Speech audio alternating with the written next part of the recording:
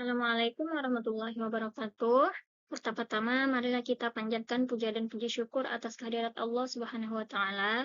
Dan tak lupa pula kita kirimkan salawat serta salam kepada baginda Nabi besar Muhammad Sallallahu Alaihi Wasallam.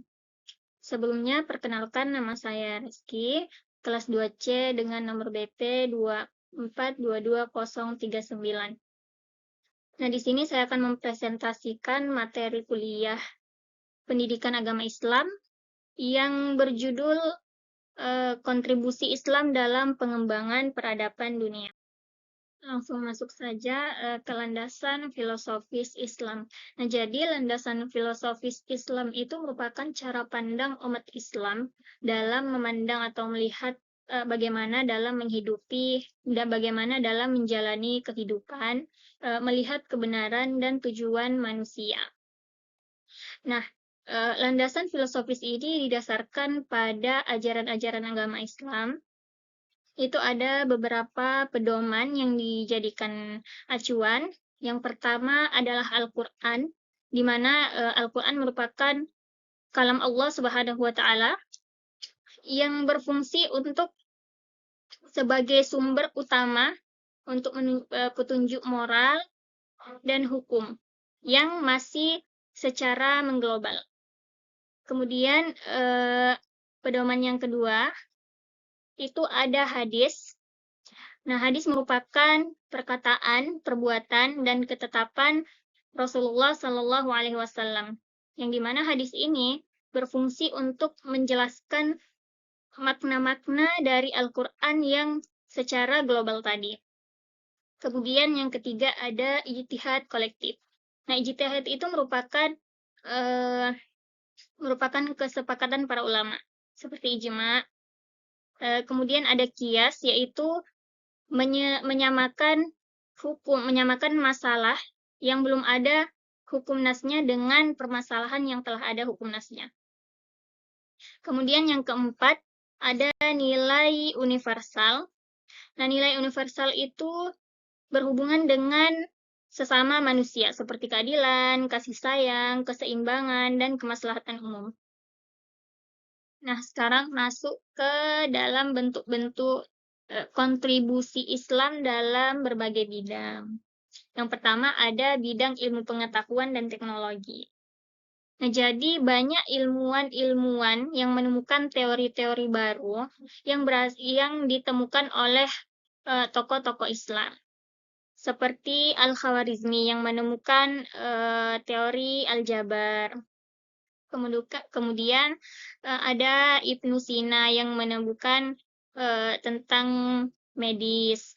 Kemudian masih banyak ilmuwan-ilmuwan seperti ilmuwan yang menemukan teknologi terapan, irigasi, arsitektur, teknik sipil, dan manufaktur canggih pada zamannya.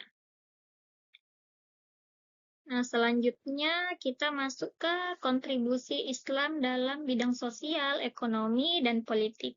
Nah, untuk di bidang sosial sendiri, Islam mengajarkan untuk bersedekah, untuk zakat, serta sistem wakaf yang mendanai pendidikan, kesehatan, dan layanan publik.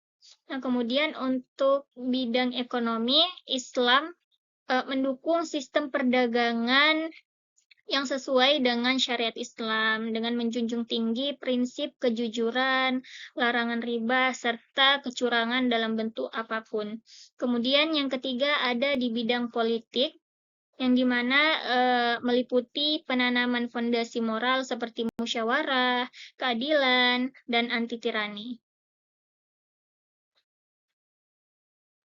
Selanjutnya masuk ke tantangan internal umat Islam. Yang pertama, adanya perbedaan metode penafsiran terhadap ajaran agama. Nah, perbedaan ini sebenarnya hal yang wajar, akan tetapi jika tidak ditangani dengan baik akan menimbulkan perpecahan.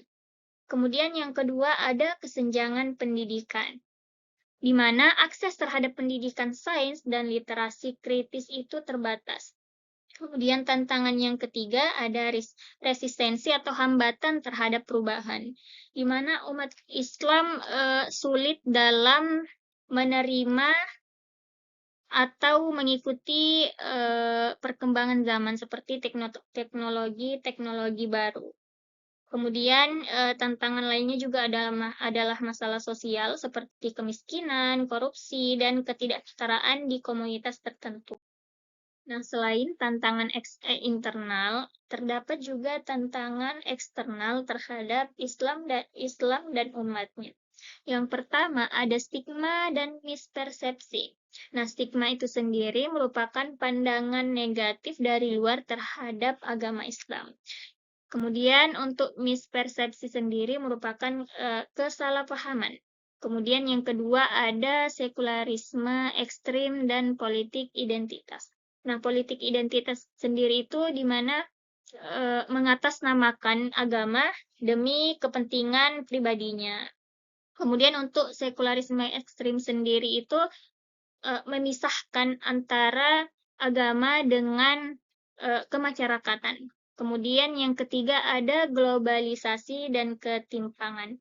Nah, globalisasi sendiri mempermudah masyarakat, khususnya untuk umat Islam, untuk berkomunikasi dengan orang-orang di luar. Nah, ini menjadi tantangan tersendiri, di mana apabila banyaknya budaya-budaya asing yang masuk harus diseleksi terlebih dahulu, apakah sesuai dengan ajaran agama Islam ataukah tidak. Kemudian untuk ketimpangan sendiri, adanya ketidaksetaraan antara suatu daerah dengan daerah lainnya. Nah, selanjutnya ada respon Islam terhadap tantangan global yang terjadi. Yang pertama, itu ada pembaruan pendidikan di mana menggabungkan antara ilmu agama dan sains, kemudian kurikulum yang lebih kritis, serta literasi digital ditingkatkan. Kemudian yang kedua ada dialog antar agama, yang di mana dialog antar agama ini berfungsi agar tidak terjadi kesalahpahaman. Kemudian yang ketiga ada inovasi dan kewirausahaan sosial. Nah, jadi Islam itu mendukung umatnya untuk berinovasi dan berwirausaha. Nah, sebagai kesimpulan, Islam memiliki landasan filosofis yang kuat dan mendukung kontribusi luas di ilmu pengetahuan, sosial, dan politik.